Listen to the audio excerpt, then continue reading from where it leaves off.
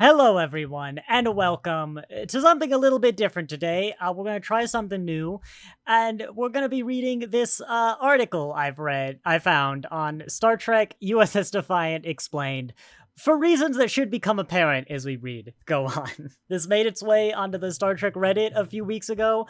I read the first paragraph and then saw a comment. I was like, okay, yeah, we gotta do this on camera. The USS Defiant has traveled at warp speeds to achieve its legendary status in the Star Trek universe. What makes this battleship so special? At the heart of Star Trek is the will of Starfleet officers to defy the odds when they're stacked against them, and nothing symbolizes the fighting spirit quite like the USS Defiant. Ships are pivotal to the lofty goals of the Federation.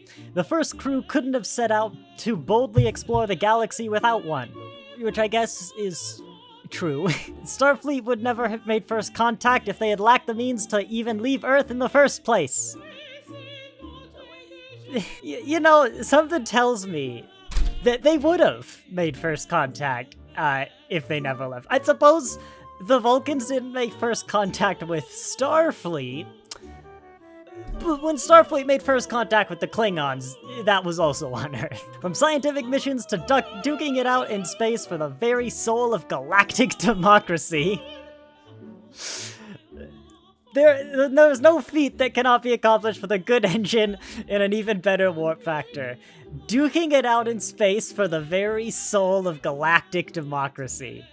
I love how this article reflects in my glasses. I guess the Federation are on some sort of militaristic crusade for galactic democracy using battleships such as the Defiant. But the USS Defiant holds a special place in the heart of many. William T. Riker, Jonathan Frakes, once cited it a tough little ship. I'm pretty sure he was the one that said that, which is both accurate and the understatement of the century. The USS Defiant was indeed tough despite its small size, or maybe even because of it. Wait, the Defiant might have been tough because it was small? A ship that is chronically underpowered due to its small size may just in fact be tough because it is small. However, it was also pivotal in various battles fought by the Deep Space Nine crew. So just to be clear, the Defiant was a tough little ship, however, it was pivotal in various battles. It may have been built to withstand all manner of attack, but it wasn't. It was built to withstand a very specific attack, but it was also built to last, and it's done so long enough to create quite a legacy. The USS Defiant versus the Borg. This should be interesting. These days, the USS Defiant is known amongst Star Trek fans as having been vital during the Dominion War of Star Trek Deep Space Nine. True. Season 7, Episode 8, The Siege of AR-558, wait, is that actually the code? Yes, it is. Okay, that's my bad. Was only one example of the small ship being taken out on relief missions by officers like Captain Benjamin Sisko, Dr. Julian Bashir, Dax, and Ensign Nog. I don't have the citations right in front of me, but I would hazard a guess that the Siege of AR-558, it might be the only time. No, it wasn't the only time the Defiant was taken out on relief missions. I'm willing to bet it was the only time it was taken out on relief missions by Sisko, Bashir, Dax, and Nog. Especially. Also, the entire point of the Siege of AR-558 is that the Siege of AR-558 is entirely trivial and has no consequences whatsoever in the grand scheme of the Dominion War. So yes, the Defiant is vital in the Dominion War, such as the glorious, incredibly important Siege of AR-558. Also, this has nothing to do with the Borg, and we've read half of this section. Despite its successful career, though, the USS Defiant had a rather rocky beginning. It was designed to defend itself in battle after the Borg attacked Federation space. True. Actually, I suppose it was designed to defend Federation space. It wasn't designed to defend itself, because the Defiant didn't exist at the time it was designed. But I think I'll let that slide as odd wording. Instead, features provided to make it dangerous to enemies of the Federation only made it a threat to those unfortunate enough to be inside of it when the engines were first tested. I suppose it was a threat, but this statement those unfortunate enough to be inside does kind of suggest that, like, it blew up. And everyone on board died when it was first tested. Which I'll give you... that's not disproven. But you are filling in some blanks here. This must have been before Chief Miles O'Brien got his capable hands on them. Yeah, it was. It was several years before Deep Space Nine. It was. Also, this section has nothing to do with battling the Borg. And it did actually fight the Borg once. Off screen, but it did fight the Borg once. Here we go. Features of the USS Defiant. Let's get cloaking devices wrong. The USS Defiant was designed with a circular body and an elongated front. The battleship is introduced in the Season 3 premiere of Deep Space Nine, True, as needing a lot of internal work. It initially only possesses the basic features such as deflector shields, photon torpedoes, and a warp drive. No, the introduction of the Defiant is the Defiant decloaking. That is the first shot of the Defiant. What makes a USS Defiant such a uniquely combat-capable ship? Hang on, where does this take you to? I do have to check. Yes. Wait.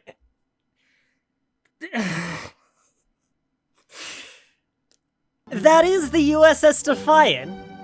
I might be willing to slide if this was number 5, the Defiant. This is number 5, the Defiant class. This is not a Defiant class. It does talk about the Deep Space Nine one. How's that Star Trek Defiant? How does that even happen? 'Cause it's not even in the first result. Like, oh my god, that's the best part of this video. But yes, at least they do talk about the Defiant in that video, in that link, even if they don't show it. What makes the Defiant such a uniquely combat-capable ship, though, is that it's later updated with ablative armor coating and a cloaking device. Did it not come with ablative armor? I feel like that you probably have to install that first. Now, I don't know this for a fact, but it feels a little... The armor coating acts like a shield. I suppose it does, depending on how you define shield, and let's be honest, GameRant here deserves a little bit of slack, but is more able to withstand direct attacks. I think you're inserting BS or beta canon into this article, but I also can't say you're wrong. The cloaking device is a little more controversial. Is it was loaned to Starfleet by the Romulan government, and its use was limited to the Gamma Quadrant. Why was that controversial? Who was against that? To be the best, the USS Defiant needed some pretty wicked features. Oh yeah! And it got them exactly when the crew needed them most. It probably got them a few years before they needed them most, to be honest. Like, I think you would have wanted it for the Dominion War, but whatever. The USS Defiant versus the Maquis. I'm sure it fought the Maquis. I can't think of any major battles off the top of my head, but let's see the reliable source GameRant fill me in here. Deep Space Nine wasn't afraid of hijinks. Deep Space Nine is, funny enough, the series of Star Trek that probably has the least hijinks, barring some of the shorter modern ones. Maybe Discovery has fewer. But, like, Deep Space Nine only kind of has one hijinky episode, and that's when they wipe the entire station's memory to store the patterns of the crew, and, like, they get sucked into Bashir's holodeck program. It's, like, the least hijinky series of the franchise, but, let's go on. But it was even less afraid of dealing with complex issues and involving the USS Defiant in the process. I'll give you the former. I'll give you that the Defiant was probably in some of those episodes, but let's see what they have to say. The Maquis were determined to remain in their established settlements located in Cardassian-controlled system. End paragraph. This thought, now I know what they're getting at. The Maquis is a complex issue, and the Defiant was in complex Maquis episodes. but this is an entirely unseparated thought from the previous sentence, and it's the end of the paragraph. So that's just the thought. That's where the USS Defiant comes in. You tied it in a bit. In Season 5, Episode 13, For the Uniform, I think I just watched that one, actually, marks one of the first times in Star Trek history that a captain is willing to sacrifice living beings to defeat the enemy. I just watched The Man Trap last week. It's the first ever aired episode of Star Trek, if you can believe it. It is the 6th ever produced, if you count the cage, where in order to defeat the enemy, the salt vampire, they murder it.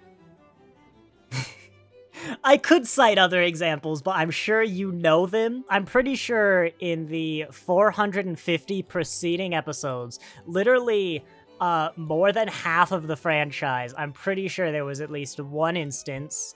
Had First Contact happened yet? It's not gonna show me someone in the uniforms, but... Moving on. Captain Sisko threatens to launch biochemical weapons in a Maquis settlement from the helm of the USS Defiant. And then he did. Ex-security officer / Maquis leader? Was he?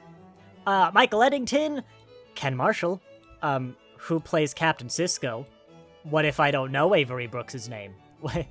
That is kind of weird. Why did Eddington and Riker get actors, but no one else does? No, they did up here. O'Brien got one. Oh, okay, you've already told me Avery Brooks. Fair enough. Michael Eddington calls his bluff. Period. But the captain isn't lying, and he proceeds to follow through. I don't think he actually killed anyone, does he? The plan works exactly as Sisko planned, and the leader turns himself in, but one has to wonder if the results of saving Cardassian lives was worth the method. I don't think anyone died. Couldn't they evacuate the planet? Let me get that article back, hang on. In the aftermath, Cardassian and human colonists were resettled on the poison colonies, exchanging their former homes. Yeah, nobody died in that episode. In fact, more to the point, nobody was willing to sacrifice living beings to defeat the enemy. No one died, and no one was in danger of being sacrificed. Moving on, I can't wait to see how the Defiant saves the day in Star Trek Picard.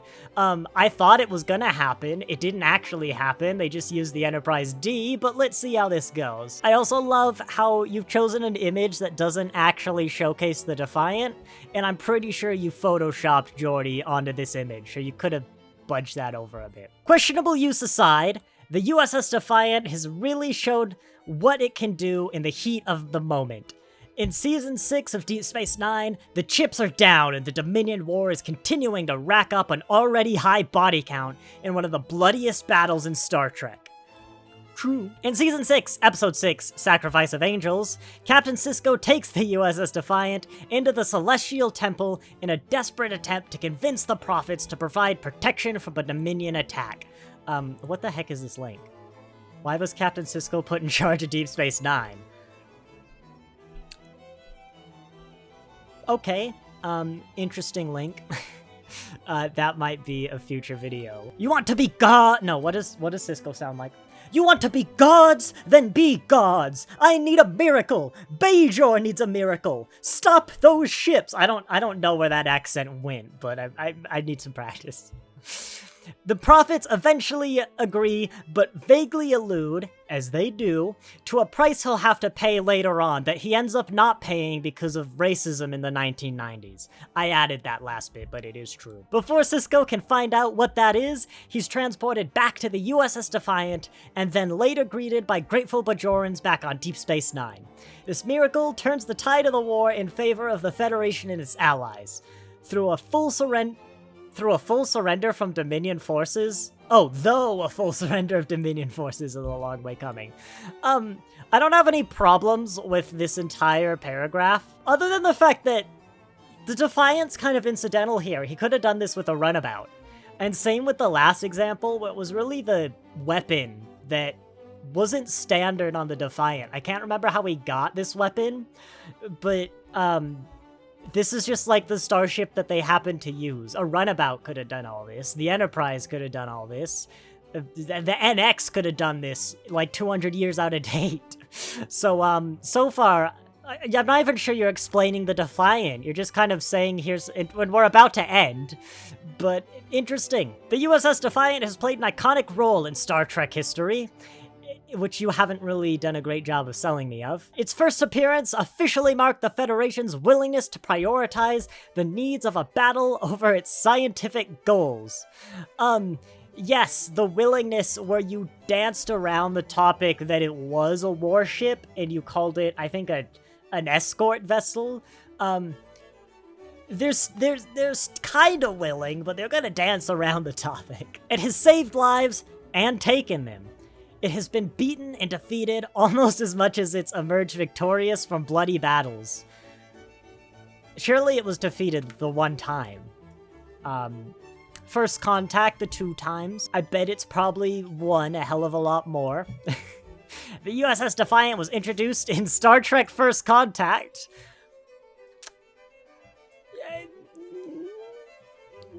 If you haven't not have watched Deep Space Nine, that's true.